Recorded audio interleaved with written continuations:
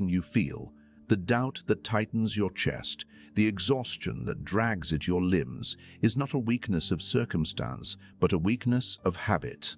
Strength is not a gift bestowed by fortune. It is seized by those who understand the machinery of their own mind. There exists a single, deceptively simple, practice-one habit that, once mastered, will render hesitation foreign, fear powerless, and indecision impossible. Master it, and you will never again stumble in the face of challenge. You will move with the calm certainty of a ruler who knows that control over self is the only true dominion in any realm. Those who falter, who tremble, who allow weakness to dictate their actions, do so because they have neglected this principle.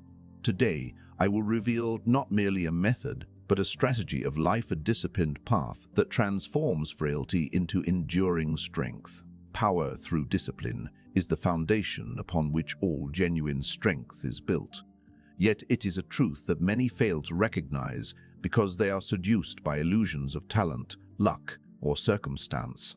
Too often, men and women look outward for power, seeking it in fortune, connections, or fleeting opportunity, when in fact the dominion of the self is the only territory that cannot be contested or stolen. Discipline is the silent architect of empires, the invisible force that shapes men into rulers of their own fates. Consider the natural world, where the lion does not simply rely on the strength of its claws, but on the patient, relentless control of its instincts, its calculated approach to prey, and the measured application of force at the precise moment. In the human realm, this principle is no less exacting. A man who cannot master the small, daily choices, the temptations of comfort, the inertia of laziness, the fleeting satisfaction of indulgence, cannot hope to master kingdoms, corporations, armies, or even the simplest challenges of life. Discipline is not merely adherence to rules, it is a conscious decision to align every action, every thought, and every habit with a predetermined standard of excellence. It is the cultivation of a mind that anticipates weakness and neutralizes it before it manifests, the constant training of one's body and spirit to endure, persist, and prevail regardless of circumstance. Those who underestimate the subtle, almost invisible power of discipline are easily swayed by momentary passions or whims, and they mistake chaos for freedom. True freedom, however, is born of structure, of deliberate control, of the ability to act without the interference of uncontrolled desire. Discipline is the instrument by which this freedom is obtained, the tool that transforms potential energy into decisive action. In the absence of discipline, talent becomes squandered, opportunity wasted, and ambition mocked by failure. One cannot rely on the strength of others, the fickleness of fortune, or the mercy of circumstance. The only reliable power is that which is forged from the consistent, unrelenting exercise of control over oneself. Each day presents innumerable temptations to shirk responsibility, to defer effort, to rationalize weakness, and it is precisely in these moments that discipline must assert itself. The mind, left unchecked, is the greatest saboteur, conjuring excuses and justifications with a skill unmatched by any adversary. Discipline, therefore, is the vigilant sentinel at the gates of action, ensuring that no thought, no impulse, no desire is allowed to undermine the work necessary to create strength. Consider the men who have shaped history, not those whose names are whispered as lucky or gifted, but those who seized their destinies through patient, exacting control. They did not allow fatigue, fear, or distraction to dictate their movements. They established systems, routines, and habits that became armor against the chaos of circumstance. To understand discipline is to understand that strength is not a state of being, but a habit of practice. One does not awaken one morning and find oneself formidable. One becomes formidable by repeating, day after day, actions that cultivate mastery over self. The mundane, the repetitive, the unglamorous tasks, these are the proving grounds of power. The man who can rise before the world demands it, who can endure discomfort without complaint, who can act in accordance with principle rather than passion, is the man who can claim authority in any arena. There is a particular elegance in discipline that those who lack it cannot perceive. It is quiet, invisible, yet unyielding. It is the unseen current beneath a river, shaping the course of all that flows above it. The world admires the outcome of victory, a decision, a triumph, but few recognize the unglamorous, uncelebrated hours of preparation and restraint that produced it. Power through discipline is therefore not a flashy immediate reward, but a slow, accumulating force, one that compounds with each act of self-mastery until the individual becomes unstoppable. Weakness, by contrast, is immediate and seductive, promising relief, pleasure, or ease, yet leaving one vulnerable to the whims of circumstance and the manipulations of others. Men who surrender to weakness are like leaves in a storm, tossed and torn by forces beyond their control. Those who cultivate discipline are the storm itself, shaping the world around them rather than being shaped by it. The mastery of discipline requires ruthless honesty, for it demands recognition of every area in which one falters. One must examine habits, routines, and thought patterns with a critical eye, and excise those that produce lethargy, distraction, or compromise. To tolerate weakness within oneself is to invite it into every endeavor, and the consequences are never delayed for long. Discipline is not a chain, but a lever. It is the mechanism by which ordinary effort is magnified into extraordinary results. To begin, one must commit to consistency, for sporadic bursts of diligence are as ineffective as fleeting bravery in battle. It is the unbroken daily adherence to principle that distinguishes the weak from the formidable, the hesitant from the decisive. This consistency cultivates resilience, patience, and foresight, qualities essential to power in any domain.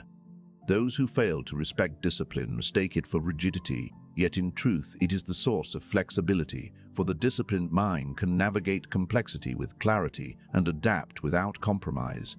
Habits of control, once established, liberate the individual from the tyranny of desire, emotion, and impulse, allowing action to be guided by strategy rather than reaction. Moreover, discipline is contagious. It establishes an aura of authority that compels respect. Others sense the order within a disciplined individual and are naturally drawn to follow, to defer, or to fear. Influence, therefore, is inseparable from the mastery of habit, for no one willingly submits to chaos, indecision, or weakness. Every choice to maintain order, to act deliberately, to resist temptation, reinforces the perception of power, creating a feedback loop in which discipline begets strength, and strength begets further discipline. The cultivation of discipline also requires foresight, for it is not sufficient to act in accordance with principle today if one lacks the vision to anticipate the demands of tomorrow. The disciplined man prepares for contingencies, endures trials before they arrive, and positions himself such that he is always the arbiter of circumstance rather than its victim. This preparation is not mere planning, but the embodiment of a philosophy in which every moment, every decision, every habit is subordinated to the creation of strength. It is a slow, methodical accumulation of power that the impatient cannot endure. Yet it is in this methodical patience that true mastery resides. There is no shortcut, for shortcuts abandon control, and to abandon control is to invite weakness. Discipline demands sacrifice, the refusal of immediate gratification in favor of long-term dominance. It is a rigorous selection process in which the mind and body are trained to prioritize strength over comfort, strategy over impulse, and endurance over indulgence. Each act of restraint, each repeated exercise of self-control, chisels the individual into a figure capable of commanding circumstance, shaping fate, and influencing men and events with an authority that appears almost preordained. Those who embrace discipline understand that it is not a burden but a privilege, the mechanism by which ordinary men become extraordinary, and by which potential is translated into achievement, influence, and legacy. The habitual application of discipline transforms even the smallest, most mundane actions into instruments of power, for in the disciplined life, no choice is wasted, no moment left unclaimed, and no weakness allowed to fester. The individual who internalizes this principle does not merely act, He executes with precision, anticipates with clarity, and endures with patience.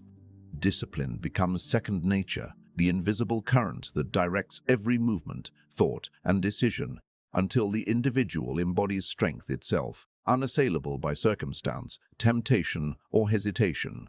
Control over self is the cornerstone of power, yet it is a mastery that few dare to pursue, for it demands a vigilance and ruthlessness toward one's own impulses that the uninitiated find unbearable. Most men spend their lives at the mercy of their emotions, swayed by desire, fear, anger, or fleeting pleasure, believing themselves free when, in truth, they are shackled to the whims of their own minds. To conquer the external world without first conquering oneself is to build castles on sand. The tides of circumstance and the storms of emotion will inevitably reduce them to ruin. Those who command themselves possess an authority that no army, wealth, or alliance can confer, for they are untouchable from within. Self-control is not mere restraint, but the deliberate calibration of thought, emotion, and action, ensuring that every choice, every movement, every word aligns with purpose rather than impulse. A man who cannot restrain his tongue will see allies turned to enemies, opportunities lost to rashness, and reputation tarnished by uncontrolled reaction. A man who cannot regulate his passions will be enslaved by desire, repeatedly compromising his objectives in pursuit of transient satisfaction. The first act of mastery of the self is awareness, the candid acknowledgement of one's own tendencies, weaknesses, and vulnerabilities. To know oneself is to illuminate the hidden chambers where cowardice, envy, pride, and impatience lie in ambush, waiting to sabotage thought and action. Many shrink from this inspection, for it demands honesty that is harsher than any external judgment. Yet without such scrutiny, the mind remains a fertile ground for chaos and the body a vehicle for erratic impulses that betray ambition. Once these shadows are revealed, the disciplined individual begins the deliberate work of shaping them, guiding instinct and emotion into instruments of strategy rather than chaos. Self-control manifests in countless arenas, from the visible to the subtle. It is the calm in the face of provocation, the ability to withhold reaction until the moment of maximum advantage, the patience to act decisively only when the outcome is most certain. It is the capacity to endure hardship without complaint, to forego immediate gratification in favor of long-term gain, to maintain composure when others are undone by fear, anger, or desire. Those who lack this control are at the mercy of circumstance, reactive and predictable, their movements easily anticipated and exploited. To command oneself is to achieve an internal sovereignty that renders external opposition largely irrelevant. The world is rife with men who believe that strength is measured by force, wealth, or influence, yet these are transient and contingent. True invincibility resides in the mind and spirit of the disciplined individual, for while armies can be defeated, fortunes squandered, and allies betrayed, the self-mastered man retains a power that no calamity can diminish. Emotional mastery is a crucial component of self-control, for emotions are the most seductive and dangerous of all tyrants. Anger clouds judgment, fear paralyzes action, and desire distorts priorities. The individual who yields to these impulses sacrifices clarity and precision, allowing circumstance to dictate behavior. By contrast, the disciplined man observes emotions without succumbing to them, acknowledging their presence but refusing to permit them control. This observation is not passive but active, a strategic engagement in which emotion becomes intelligence, signaling areas of concern without dictating response.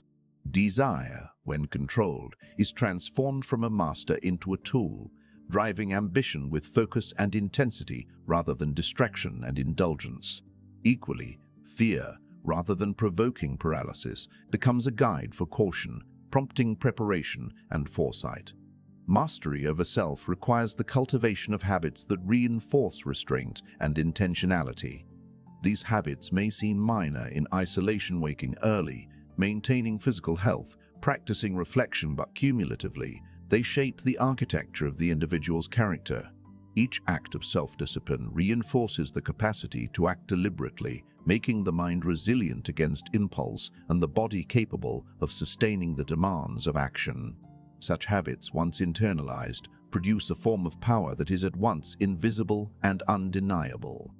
Others may perceive only the outcomes, the decisiveness, the composure, the unshakable presence. But these are the product of countless acts of quiet control, executed without fanfare or recognition. Control over self also requires the rejection of external validation as the primary motivator of action. Men who act for the approval or fear of others are perpetually subject to influence, their behavior dictated by forces beyond their own reasoned choice. The self-mastered individual, by contrast, derives authority from internal principles and standards, allowing action to be guided by strategy, insight, and long-term objectives rather than the caprice of observers. This independence creates a power that is impervious to manipulation, for no threat, no flattery, no insult can divert the individual from the path of deliberate action. Furthermore, self-control allows the strategic use of perception.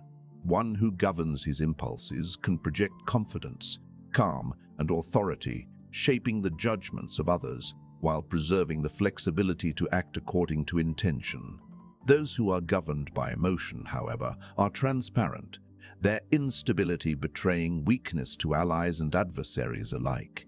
The appearance of control is inseparable from its reality, and mastery over self ensures that both are achieved. Discipline of thought is as critical as discipline of action, for the mind is the arena in which all power is conceived and decisions forged. A mind that wanders, that is swayed by distraction or fleeting impulse, cannot formulate strategy, cannot anticipate consequence, and cannot exercise authority. Through the deliberate practice of focused attention, reflection, and mental restraint, the individual fortifies his intellect against error, allowing thought to guide action with precision and foresight. This mental control extends to language, for the unrestrained tongue is a source of endless vulnerability. A word spoken in anger or haste can undo years of effort, whereas a measured response reinforces authority, respect, and influence. Thus, self-mastery encompasses the regulation of speech, the careful selection of what is expressed and what is withheld, turning communication into a strategic tool rather than a vehicle of weakness. Control over self is also intimately tied to the management of time and energy. Those who squander their hours in idle distraction, emotional turbulence, or reactive behavior diminish their capacity to achieve, leaving themselves perpetually behind their ambitions. The self-disciplined individual treats every moment as an opportunity for deliberate action, allocating effort where it produces the greatest return and resisting the temptation to indulge in trivialities. Through this vigilant stewardship of personal resources, power is accumulated incrementally, compounding over days, months, and years into a formidable force that is both internal and external. The cultivation of self-control is not without difficulty, for it requires constant vigilance, self-scrutiny, and the willingness to confront unpleasant truths about one's own tendencies. Many falter at this stage, unable to endure the discomfort of honest examination and the rigors of consistent restraint. Yet it is precisely this rigor that separates the transiently capable from the enduringly powerful. Those who persist transform weakness into strength, chaos into order, and vulnerability into authority. Moreover, self-mastery is the key to resilience, for life inevitably presents challenges that test patience, composure, and judgment. The individual who governs his own impulses can respond to adversity with calculated action rather than panicked reaction, turning obstacles into opportunities and threats into advantages. In contrast, those who lack control are destabilized by every disturbance, their decisions impaired by the very instincts and emotions they have neglected to govern. The attainment of self-control is not a singular achievement, but a continuous process. Each day presents new temptations, fresh provocations, and novel challenges, all of which must be navigated with deliberate restraint. Mastery is demonstrated not in a single victory over impulse, but in the consistent application of disciplined choice, the habitual alignment of action with principle, and the persistent cultivation of the internal sovereignty that renders external circumstances secondary. Through this relentless practice, the self-disciplined individual achieves a form of invulnerability that is both practical and symbolic, commanding respect, inspiring confidence, and deterring opposition through the sheer authority of presence. Control over self, therefore, is not an abstract virtue, but a tangible instrument of power, the foundation upon which influence, success, and legacy are constructed, and the decisive factor that separates those who endure from those who are consumed by the tides of passion, circumstance, and unrestrained emotion. Persistence is a power few recognize as such, yet it is the most lethal and enduring weapon in the arsenal of those who seek to dominate their own fate. While many are dazzled by brilliance, luck, or fleeting genius, the individual who masters persistence understands that true strength is not demonstrated in a single spectacular act, but in the relentless, patient application of effort over time. Men and women falter not because they lack intelligence, opportunity, or even courage, but because they surrender too soon, abandoning endeavors at the first sign of difficulty or frustration.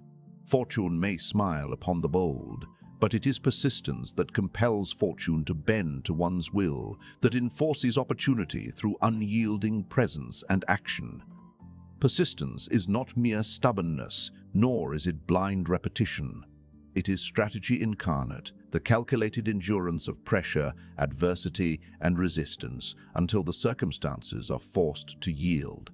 Like a river carving through stone, its power is revealed in consistency rather than immediacy. It is the accumulation of effort over days, months, and years that produces results invisible to the impatient eye, but undeniable to history itself. To wield persistence as a weapon requires an understanding of its intimate relationship with time, for time is both ally and adversary.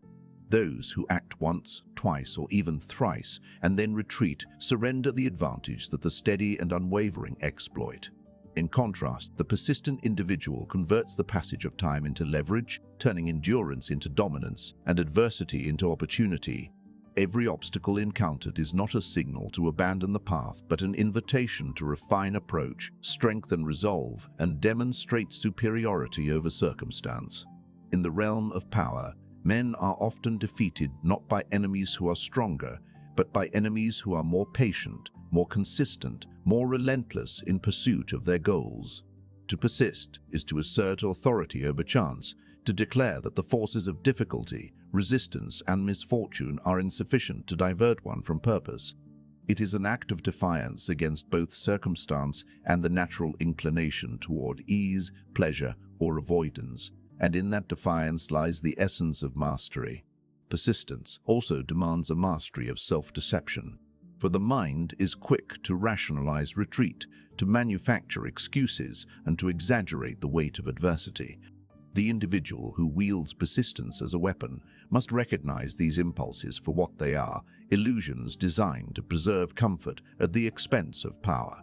By confronting these mental barriers, by acknowledging the instinct to yield, and by choosing action over resignation, the persistent individual transforms psychological resistance into an ally, training the mind to endure, anticipate, and ultimately overcome. The true potency of persistence is revealed in the way it compounds advantage. Small, repeated efforts, often unnoticed and seemingly insignificant, accumulate into decisive influence over outcomes, shaping events in ways that cannot be matched by sudden bursts of effort. The persistent individual is not merely active, but strategic, selecting actions that incrementally strengthen position, prepare for future engagement, and exploit the weaknesses of those who are impatient or inconsistent. In this sense, persistence is inseparable from calculation. It is not effort for effort's sake, but effort guided by foresight, tempered by patience, and aligned with long-term objectives. History offers countless illustrations of persistence as a weapon, for the annals of achievement are filled with those who refuse to abandon pursuit, even in the face of repeated failure, ridicule, or apparent impossibility. Their victories were not predestined by talent or circumstance, but earned through the tireless accumulation of deliberate effort, the unwavering adherence to strategy, and the refusal to yield when the majority would have surrendered. Persistence, therefore, is as much a moral and psychological commitment as it is practical action, for it requires the cultivation of courage, patience, and resilience, and the rejection of the seductive voice of immediate relief or comfort. To persist is to assert mastery over the temporal dimension, converting days and months of action into a force that overwhelms opponents who rely on speed, brilliance, or charisma alone. In practical terms, persistence manifests in disciplined routines, in the careful management of energy and focus, and in the willingness to confront adversity repeatedly without allowing failure to erode resolve. It is the habitual refusal to accept limitation, the daily affirmation of purpose through tangible action, and the conscious decision to endure discomfort, resistance, and delay in pursuit of a strategic objective. The persistent individual is not defined by the absence of difficulty, but by the ability to navigate difficulty with unwavering determination, transforming challenge into a proving ground for mastery. There is also a subtle but decisive psychological dimension to persistence. It shapes perception and influence. Those who are steadfast and unyielding command respect, inspire confidence, and intimidate opposition.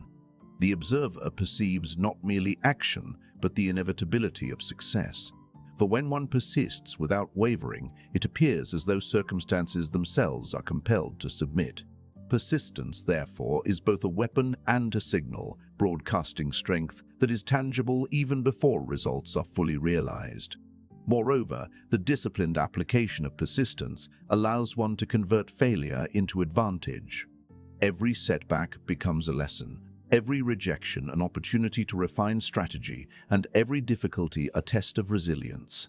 Whereas the impatient abandon effort at the first sign of resistance, the persistent seize the moment to gain insight, adjust tactics, and return stronger, creating a cumulative advantage that is often decisive in the long term. Persistence also fosters creativity and innovation, for repeated engagement with a challenge compels the mind to seek novel approaches, to identify unseen solutions, and to anticipate obstacles. The persistent individual is not rigid but adaptive, combining steadfastness with strategic flexibility, ensuring that determination is guided by intelligence rather than obstinacy. It is this combination of endurance and calculation that transforms persistence from a simple virtue into a weapon capable of shaping outcomes against seemingly insurmountable odds. In the social and political arenas, persistence functions as leverage over others. Allies and adversaries alike take note of consistency, recognizing that the individual who refuses to yield will ultimately assert influence over circumstance. Negotiations, conflicts, and alliances are all affected by the visible and unyielding application of effort, for those who persist are difficult to manipulate, underestimate, or ignore. In this way, persistence multiplies the effectiveness of strategy, amplifies the impact of intelligence, and converts patient action into authority. Yet persistence is not merely endurance, it is also timing, awareness, and the intelligent allocation of effort. The individual who continues without thought, repeating actions without adaptation, risks wasting resources or revealing weakness through predictability. True persistence requires judgment, the discernment to know when to act, when to pause, and when to escalate, ensuring that every act contributes to cumulative advantage and positions one closer to ultimate objectives. The cultivation of persistence requires a deliberate confrontation with discomfort and fatigue, for the mind and body naturally seek ease and avoidance. Those who succumb to the lure of comfort remain ordinary, their potential unrealized, while those who persist embrace the discomfort of effort, the monotony of repetition, and the strain of challenge as necessary instruments of power. The repeated exercise of persistence transforms not only circumstance but character, forging resilience, fortitude, and an unshakable confidence that reinforces further action. Persistence, therefore, is inseparable from habit and discipline. For it is through consistent, deliberate repetition that endurance becomes second nature, and through habitual application that effort becomes strategy, instinct, and ultimately authority. Those who master persistence understand that immediate recognition is irrelevant. The rewards are often delayed, invisible to observers, and dependent on cumulative advantage rather than immediate acclaim.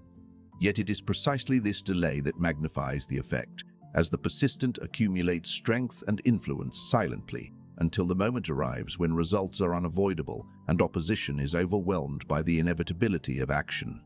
Persistence, practiced as a weapon, is relentless, patient, and strategic. It converts time into leverage, adversity into opportunity, and effort into dominance, rendering obstacles insignificant and opponents expendable. It is the demonstration of internal sovereignty, the refusal to be dictated to by circumstance or fatigue, and the assertion of will over the unfolding events of life. The individual who wields persistence effectively is unassailable in ways that mere talent, luck, or charisma cannot achieve, for the accumulation of deliberate action over time establishes a force that is as enduring as it is decisive, a presence that commands respect, influence, and ultimately mastery over the world in which it operates. Perception of strength is a force as formidable as strength itself, for in the realm of influence and power, what others believe about you often determines the boundaries of your reality. Many underestimate the subtlety and strategic value of appearance, believing that only tangible might muscle, wealth, intellect conveys authority, when in truth the impression one projects shapes every interaction, molds every alliance, and dictates every confrontation. Human beings are creatures of instinct, conditioned to react to signals, cues, and demonstrations of competence, confidence, and composure. Those who fail to master the perception of strength leave themselves vulnerable, for indecision, hesitation, or doubt radiating from their demeanor invites exploitation, undermines authority, and erodes respect. Conversely, the individual who understands and controls perception wields a tool as potent as any weapon, capable of commanding obedience, deterring opposition, and shaping outcomes before a single decisive action is taken. The foundation of perceived strength begins with control over the self, for authenticity is the bedrock upon which convincing authority rests. One cannot project power convincingly if internal weakness betrays itself in mannerisms, tone, or choice. True perception of strength is therefore inseparable from the mastery of emotion, thought, and action. It is the outward manifestation of internal sovereignty. Consider the manner in which subtle cues influence judgments, posture, tone, expression, and consistency in behavior communicate far more than words alone. A composed individual radiates confidence and competence, suggesting capability even to those who know little of actual skill. Indecision, nervousness, or visible anxiety, by contrast, signals vulnerability, and others will instinctively probe, challenge, or dominate. The wise recognize that human interaction is often governed more by these instinctual assessments than by rational evaluation, and they cultivate their demeanor accordingly, creating an aura of unassailable authority that precedes achievement. The strategic use of perception also involves deliberate management of information. What one chooses to reveal, conceal, emphasize, or downplay directly influences the opinions and decisions of others. Strength is magnified when selectively displayed, vulnerability obscured, and competence highlighted at critical moments. Those who cannot control the narrative around themselves find their power diminished, for perception is not passive but constructed through action, image, and timing. A man who presents himself as decisive, disciplined, and unshakable compels others to accommodate, defer, or align with him, while a man who hesitates or over-explains invites challenge and diminishes his influence. In this sense, perception is both offense and defense. It protects against encroachment while simultaneously asserting dominance over circumstance and observer alike. The cultivation of perceived strength also requires awareness of psychological patterns in others. Humans instinctively respect consistency, authority, and control. The individual who demonstrates these qualities even subtly, triggers responses that reinforce his position. Conversely, inconsistency, uncertainty, or visible weakness triggers doubt, disobedience, and exploitation. Thus, perception is a strategic interface between internal mastery and external influence, translating private control into public authority. One of the most powerful tools in shaping perception is composure under pressure. When confronted with provocation, threat, or challenge, the individual who maintains calm projects control, signaling to observers that events are being guided by reason rather than reaction. This mastery of composure is a silent yet potent form of influence. Opponents hesitate, allies gain confidence, and the equilibrium of power shifts toward the one who appears unshakable.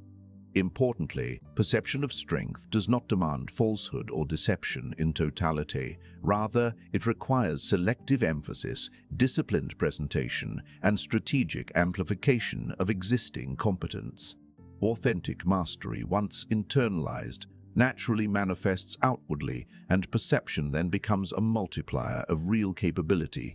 The individual who can harmonize inner strength with outward projection achieves an authority that is difficult to challenge, for resistance is confronted not only by action, but by the very presence of confidence and control.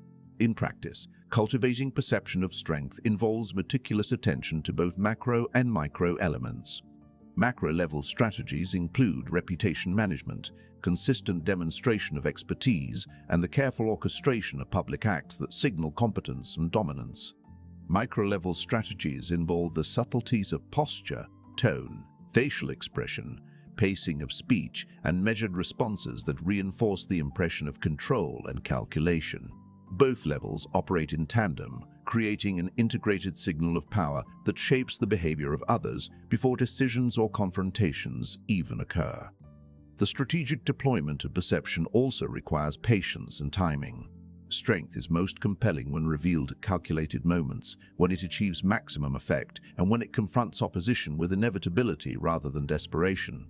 Hastily displayed power or overexposure can undermine credibility, provoke resistance, or reveal flaws. The skilled individual, therefore, exercises restraint in projecting strength, allowing perception to accumulate, compound, and exert influence over time.